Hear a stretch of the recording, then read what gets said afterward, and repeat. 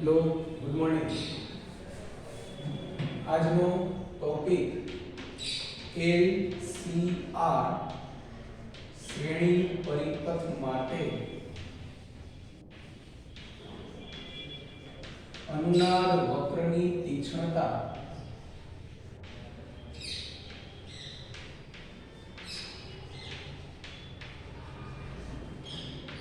દર્શાવતા ગ્રાફની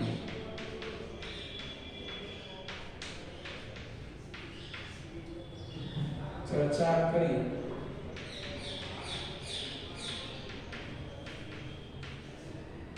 એટલે કે જેને આપણે ક્વોલિટી ફેક્ટર કહેતા હોય એ ક્યુ ફેક્ટર સમજાવવાનું છે. આ આપણો આજનો ટોપિક છે LCR શ્રેણી પરિપથ. એની ચર્ચા આપણે અગાઉના લેક્ચરમાં કરી હતી. આજે ફરીથી રિપીટ કરીએ કે જે પરિપથમાં ઇન્ડક્ટર, કેપેસિટર અને અવરોધ ત્રણેય ઘટકો શ્રેણીમાં જોડેલા હોય તેવા પરિપથને LCR પરિપથ કહેવાય. આવા પરિપથમાં તમારે અનુનાદ વક્ર સમજાવવાનો છે. તો પહેલા તો અનુનાદ કોને કહેવાય એની વાત કરી દઈએ.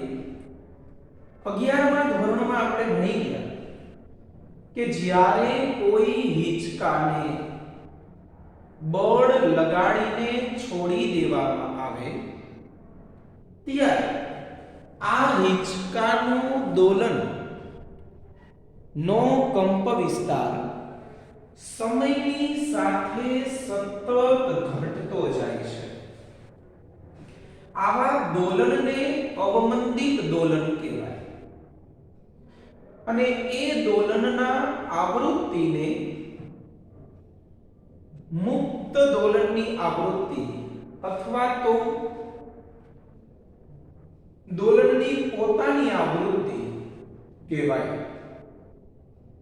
હવે જ્યારે આ હિંચકા પર બાહ્ય બળ લગાડવામાં આવે અને આ બળની અસર હેઠળ હિંચકો જે દોલન કરે એવા દોલનને બળ પ્રેરિત દોલન અથવા પ્રણોદિત દોલન કહેવાય. અને હવે હિંચકાની જે આવૃત્તિ બને એને પ્રણોદિત આવૃત્તિ કહેવાય. જ્યારે આ બળ પ્રેરિત અથવા તો આવા પ્રણોદિત આવૃત્તિનું મૂલ્ય એ હિંચકાની પોતાની પ્રાકૃતિક આવૃત્તિ સાથે મેચ થાય ત્યારે હિંચકાનો કંપ વિસ્તાર ખૂબ જ મોટો બને છે. આ ઘટનાને અનુનાદ કહેવાય. અનુનાદ માટેની શરત શું થઈ કહેવાય? તો કે આ પ્રણોદિત આવૃત્તિ એટલે કે તમે જે બળ આપો છો એ બળની આવૃત્તિ એ હિંચકાની પોતાની પ્રાકૃતિક આવૃત્તિ સાથે મેચ થાય, એના જેટલી થાય ત્યારે જ અનુનાદ થાય. અને આ મેચ થવાની પ્રક્રિયાને ટ્યુનિંગ કહેવાય. આવૃત્તિ મેચ થાય એટલે કે તમે જે આપો છો. હવે આપણે અહીંયા હિંચકાનું ઉદાહરણ નહીં આપીએ, આપણે અહીંયા દોલક વોલ્ટેજ જેને આપણે એસી વોલ્ટેજ કહીએ છીએ, હું એવા વોલ્ટેજની વાત કરું છું કે એ વોલ્ટેજ દોલન કરે છે એટલે તરંગ સ્વભાવ છે. એટલે જેને નામ એસી વોલ્ટેજ આપીએ છીએ એ વોલ્ટેજ સમયની સાથે સતત મૂલ્ય બદલે છે. આવા એસી વોલ્ટેજની આવૃત્તિ જ્યારે પરિપથની પ્રાકૃતિક આવૃત્તિ જેને આપણે ઓમેગા કહેતા હતા, V બરાબર Vm sin ઓમેગા t, એના જેટલી બને ત્યારે પરિપથનો RMS પ્રવાહ ખૂબ જ મોટો બને છે અને આ ઘટનાને આપણે અનુનાદ કહીશું. કેવી રીતે બનતી હોય તો એનું આપણે ઉદાહરણ આપીએ. I RMS વિરુદ્ધ ઓમેગા નો ગ્રાફ દોરીને કે ભાઈ y અક્ષ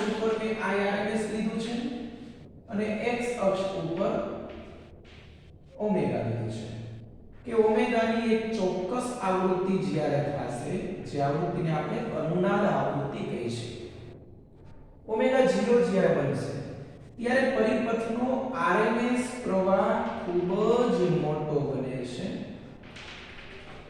આ સ્થાને આરએમએસ મેક્સિમમ બને છે, જેને હું આઈએમ કહું છું, કારણ કે આરએમએસ તો બતાવ્યો છે. હવે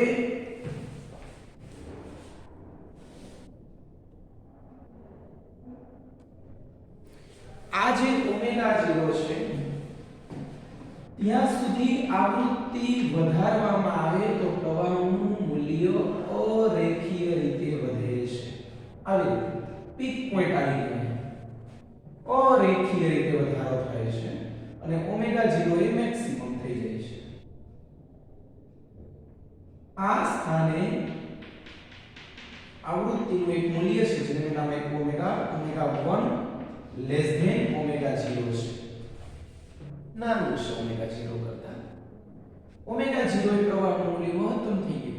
ત્યાર પછી જો જે આવૃત્તિ વધારવામાં આવે તો પ્રવાહનું મૂલ્ય પાછું અરેખીય રીતે ઘટે છે અને એક બીજી આવૃત્તિનું મૂલ્ય જેનું નામ આપ્યું છે આપણે ઓમેગા 2.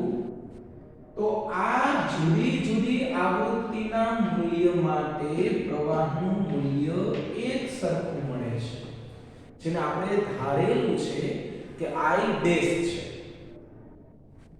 ફરીથી રિપીટ કરું છું, પ્રારંભમાં આવૃત્તિના વધારા સાથે પ્રવાહનું મૂલ્ય અરેખીય રીતે વધે છે. ઓમેગાનું એક ચોક્કસ મૂલ્ય જેને આપણે નામ આપ્યું છે ઓમેગા 0, આ ઓમેગા 0 ને આપણે અનુનાદ આવૃત્તિ કહેશું. જે આવૃત્તિએ પ્રવાહનું આરએમએસ મૂલ્ય મહત્તમ બને તે આવૃત્તિને અનુનાદ આવૃત્તિ કહેવાય. ત્યાર પછી પણ જો આવૃત્તિ વધારવામાં આવે તો ઉલટી પ્રક્રિયા થાય, હવે પ્રવાહનું મૂલ્ય ઘટવા લાગે. આનો સીધો અર્થ એવો કહેવાય કે ઓમેગા સાથે આરએમએસ પ્રવાહ બદલાય છે અને વોલ્ટેજની એક ચોક્કસ આવૃત્તિ જેને આપણે અનુનાદ આવૃત્તિ કીધું તેના માટે આરએમએસ પ્રવાહ મહત્તમ બને છે. તો આ વાત હતી થિયરી. ઓમેગા 1 અને ઓમેગા 2 આવૃત્તિના બે જુદા જુદા મૂલ્ય માટે આરએમએસ પ્રવાહ સરખો બને છે.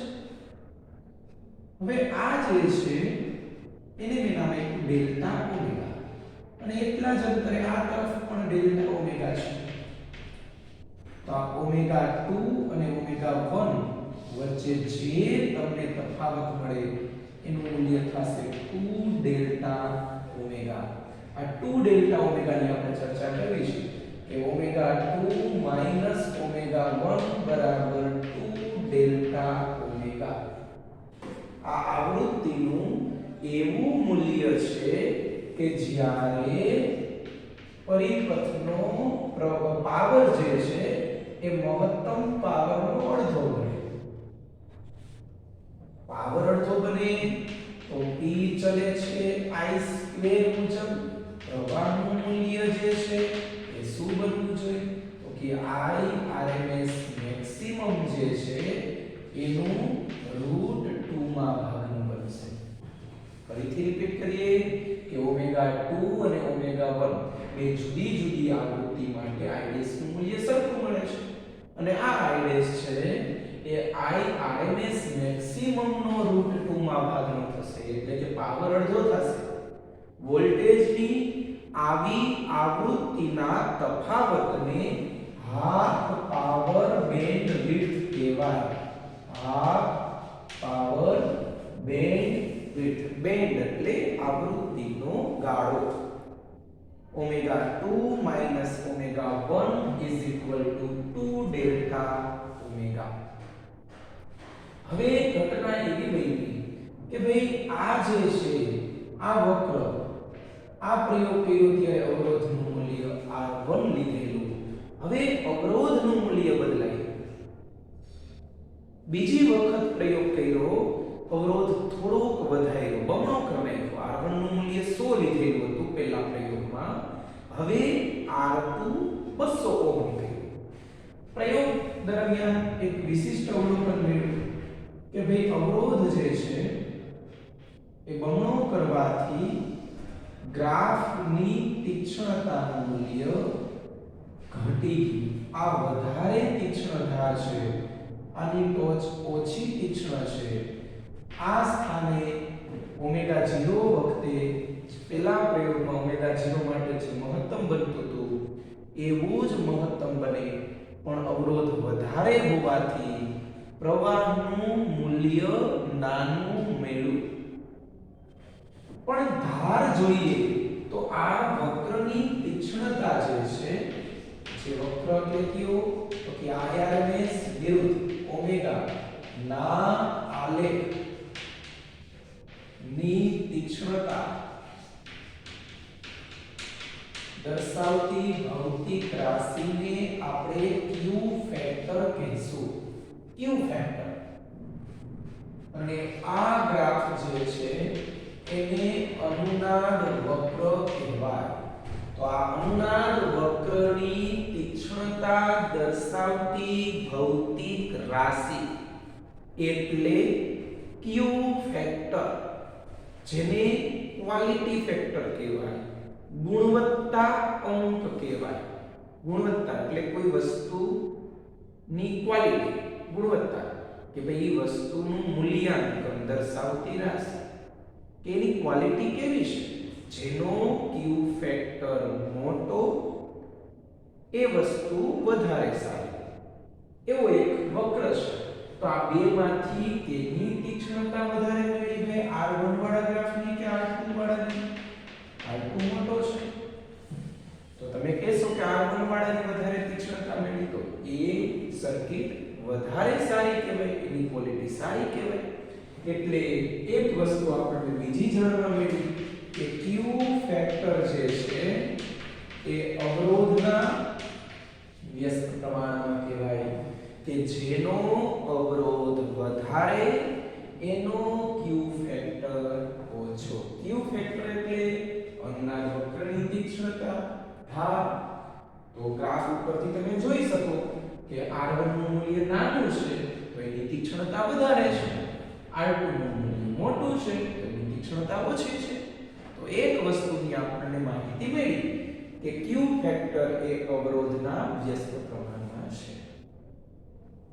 ત્યાર પછી વાત કરીએ કે આ મુદ્દાની ચર્ચા આપણે કરી કે ભાઈ અહીંયા ઓમેગા 2 અને ઓમેગા 1 આવૃત્તિ જુદી જુદી છે, પણ બંને વખતે મળતો RMS પ્રવાહ મહત્તમ RMS ના √2 માં ભાગનો છે. ખાલી મહત્તમ નહીં, RMS મેક્સિમમ નો √2 ભાગ. પ્રવાહ √2 માં ભાગનો થાય તો પાવર અડધો થાય, અને આવી આવૃત્તિને આપણે હાફ પાવર એટલે કે પાવર અડધો થાય આવૃત્તિનો એવો વિસ્તાર કે જ્યાં પાવરનું મૂલ્ય અડધું મળે, એટલે આપણે નામ આપશું હાફ પાવર બેન્ડવિડ્થ. ચાલો રેડી. તો આ Q ફેક્ટરની ચર્ચા કરી, આ ગ્રાફ આપણે સમજાવ્યો આજના લેક્ચરમાં. હવે Q ફેક્ટરનું સૂત્ર આપણે મેળવીશું નેક્સ્ટ લેક્ચરમાં.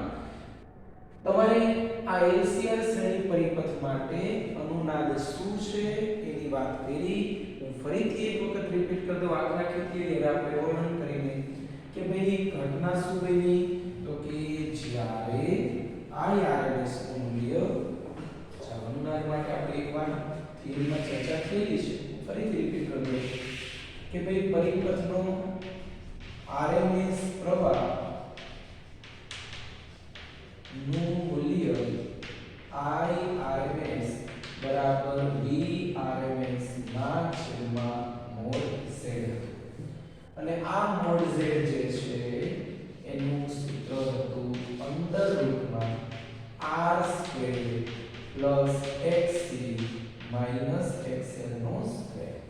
હવે આપણે એવી વાત કરેલી આના પહેલાના લેક્ચરમાં કે જો અથવા તો જ્યારે IRMS જે છે એનું મૂલ્ય મારે મેક્સિમમ કરવું હોય તો VRMS તો સપ્લાય વોલ્ટેજ છેદ છે એનું મૂલ્ય કેવું થવું જોઈએ તો કે છેદ એટલે મોડ z નું મૂલ્ય મિનિમમ થવું જોઈએ મિનિમમ ક્યારે થાય તો કે xc xl ના સ્થાને 0 મૂકી દો તો મોડ z બરાબર r બને મોડ z બરાબર r બને તો તમારે સમજવાનું કે IRMS નો મેક્સિમમ IRMS મેક્સિમમ જ છે અને ભૂલ નહીં કરતા I મેક્સિમમ નહીં IRMS મેક્સિમમ જ છે તો અહીં VRMS ની જગ્યાએ મેં મૂકી દીધું Vm/√2 મોડ z ના સ્થાને હવેથી આપણે શું લેશું r અને અહીંયાથી આપણે થિયરી નેક્સ્ટ લેક્ચરમાં ચાલુ કરશું ચાલો તો આ જે છે મોડ આ બધી અનુનાદની શરત છે IRMS મેક્સિમમ થવો જોઈએ મોડ z મિનિમમ થવો જોઈએ મિનિમમ થવા માટે કાલ્પનિક ભાગ શૂન્ય થવો જોઈએ મોડ z બરાબર r થવું જોઈએ અને ત્યારે IRMS નું સૂત્ર બનશે VRMS ના છેદમાં મોડ z ના સ્થાને શું મૂકાયું r તો આ થિયરી આપણે એકવાર ચર્ચા કરેલી છે આજે ફરીથી આપણે ચર્ચા કરી ક્યુ ફેક્ટરની વાત આવી અનુનાદ વક્ર સમજાયું અનુનાદ વક્રમાં જે આવેલા મુદ્દા છે એ સમજાયું આટલી વસ્તુ સમજ્યા પછીનો ટોપિક કે તમે આવૃત્તિ પ્રારંભમાં વધારતા હતા આવૃત્તિના વધારા સાથે પ્રવાહનું મૂલ્ય પણ વધ્યું આનો અર્થ એવો થયો કે I અને ઓમેગા પ્રારંભમાં સમપ્રમાણમાં હોવા જોઈએ એટલે કે 0 થી ઓમેગા 0 સુધી પરિપથમાં xc બરાબર 1/ωc અને x અને I તો વ્યસ્ત પ્રમાણમાં જ હોય તો જેમ ઓમેગા વધે પ્રવાહ વધે છે આ અર્થ એવો થયો કે પ્રારંભમાં xc મોટો હશે કેના કરતા xl કરતા પછી ઓમેગા 0 આવૃત્તિ માટે બંને કેવા બની જશે સરખા ત્યાર પછી કોણ મોટું બનશે xl તો જોઈ શકાય કે xc xl હોય ત્યારે આવૃત્તિના વધારા સાથે પ્રવાહનું મૂલ્ય પણ વધે છે એટલે કે પરિપથ કેપેસિટીવ કહેવાય ઓમેગા 0 ના મૂલ્ય માટે બંને રિએક્ટન્સ સમાન બને છે ત્યાર પછી ઓમેગા 0 કરતા મોટા મૂલ્ય માટે xc xl બને છે ક્લિયર આટલી વસ્તુ